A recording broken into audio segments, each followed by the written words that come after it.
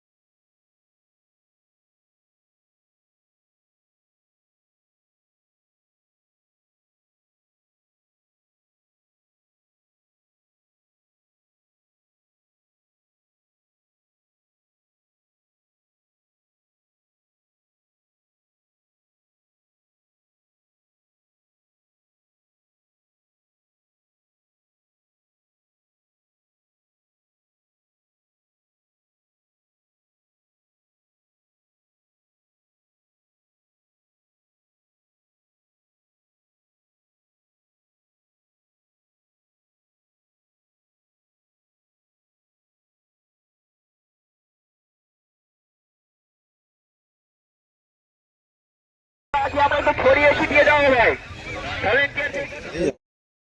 হবে না, কেউ অনুরোধ করবো না ভাই। আমরা ভাই ভাই সবাই ভাই, আমরা কেউ অনুরোধ করবো না ভাই, সকলে মিলে সহযোগিতা করবো ভাই, সকলে মিলে আমরা কখন থেকে ইজতেমা শেষ হয়েছে তখন থেকে একই হারে সেই ভিড় চলেই যাচ্ছে।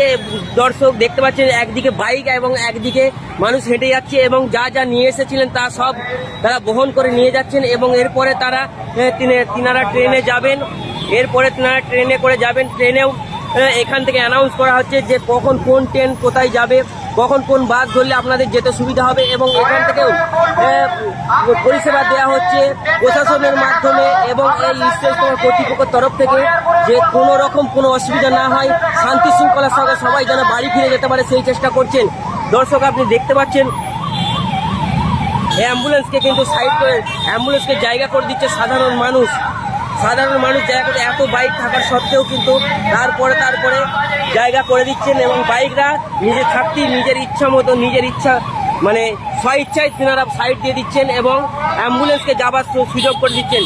দর্শক ওখানে আপনারা দেখতে পাচ্ছেন যে ক্ষুধার্ত তৃষ্ণা যাদের তৃষ্ণা পেয়েছে তাদের করে পানির ব্যবস্থা করে দিচ্ছেন, জলের ব্যবস্থা করে দিচ্ছেন এবং দূর থেকেই তাদের হাতে সেই পানির পাউচ বা জলের পাউচ পৌঁছে দিচ্ছেন।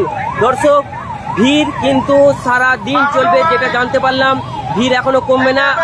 আগত ধর্মপ্রাণ মানুষেরা কিন্তু এখনো ইজতেমার ময়দানে অনেক আছেন, তিনারা আস্তে আস্তে বের হচ্ছেন, কিন্তু তার সত্ত্বেও কিন্তু রাস্তায় পা রাখার জায়গা নাই। দর্শক আপনারা দেখতে পাচ্ছেন যে এই জায়গা থেকে আমরা যে কোনো জায়গায় পা রাখার জায়গা নাই, কোনো জায়গায় পা রাখার যে একদিকে যেমন বাইক আরোহীরা আছেন, অন্যদিকে যারা পায়ে করে হেঁটে যাচ্ছেন তাদের জন্য জায়গা করে দেওয়া হয়েছে এবং সব থেকে বিশেষত এই ইজতেমায় সব রকম ভাবে সহযোগিতা করা হচ্ছে এবং মানুষের সহযোগিতা একে অপরকে সহযোগিতার মাধ্যমে এগিয়ে যাচ্ছে। দেখুন এই অ্যাম্বুলেন্সকে কত সুন্দরভাবে অ্যাম্বুলেন্সকে পথ দিয়ে দিচ্ছেন। এত ভিড়ের সত্ত্বেও সাধারণ মানুষ এই অ্যাম্বুলেন্সে যে রুগী আছে তার যাতে কোনো অসুবিধা না হয় এবং এই অ্যাম্বুলেন্স পরিষেবার কোনো অসুবিধা না হয় তার জন্য তিনারা চেষ্টা করে যাচ্ছেন।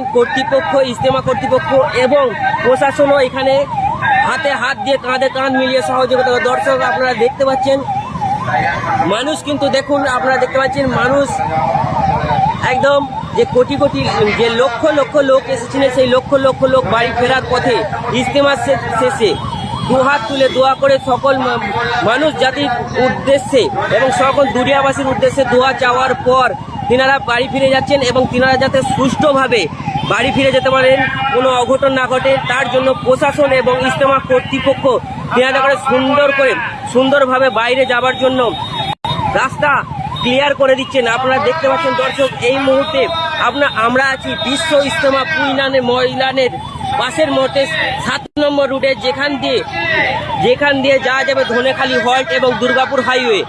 ভিড় কিন্তু এখনো লেগে আছে। প্রশাসন কন্টিনিউ মাইকে অ্যানাউন্স করে যাচ্ছে। কোনো মুহূর্তে আপনারা যে দেখতে পাচ্ছেন চিত্র, ভিড় ক্রমশ বেরিয়ে চলেছে। দেখুন মানুষ যে মানে সরঞ্জাম ব্যবহারের জন্য এনেছিলেন সেগুলো কিভাবে কাঁধে করে বাঁশের ব্যবহার করে কাঁধে করে নিয়ে যাচ্ছেন এবং মানুষ বাড়ির মুখে যাচ্ছেন, বাড়িমুখী হয়েছেন এবং ইজতেমা শেষ করে দোয়া করে সকল মানব জাতির উদ্দেশ্যে দোয়া করে তেনারা বাড়ি যাচ্ছেন এবং তেনাদের বাড়ি যেতে যাতে না কোনো অসুবিধা না হয় সেই জন্য কিন্তু প্রশাসন নজর রেখেছেন এবং বিশ্ব ইজতেমা কর্তৃপক্ষ কাঁধে কাঁধ মিলিয়ে কাজ করে যাচ্ছেন। দর্শক আপনারা যে চিত্র দেখতে পাচ্ছেন এটা বিশ্ব ইজতেমার ময়দান থেকে যে 7 নম্বর রুট সেখান থেকে ধনেখালি যাবার সিধে রুটে আপনারা দেখতে পাচ্ছেন। এছাড়াও চারিদিকে সে একই ভিড় আছে দর্শক আপনারা দেখতে পাচ্ছেন। দেখুন দর্শক মানে পানির ব্যবস্থা করা আছে, ভিড় কিন্তু একদমও কমেনি। যে প্রশাসনের মাধ্যমে এবং যেভাবে খবর পাওয়া যাচ্ছে যে ভিড় এইভাবে চলেই যাবে, কারণ এখনো বহু আগত ধর্মবান মানুষেরা আছেন যারা চাইছেন যে একটু ভিড় কমলে বাড়ি যাবেন। দর্শক আপনারা